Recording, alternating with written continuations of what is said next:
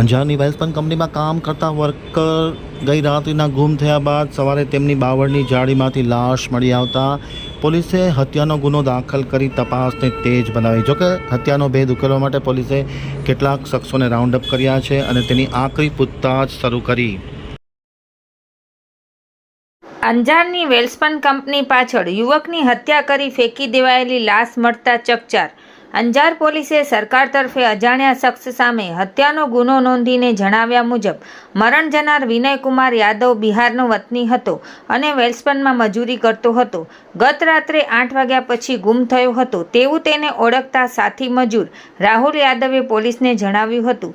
વિનયના ગળામાં જમણા ભાગે, માથાના પાછળના ભાગે અને બંને હાથની આંગળીઓમાં તીક્ષ્ણ હથિયારથી થયેલી ઈજાના નિશાન જોવા મળ્યા છે.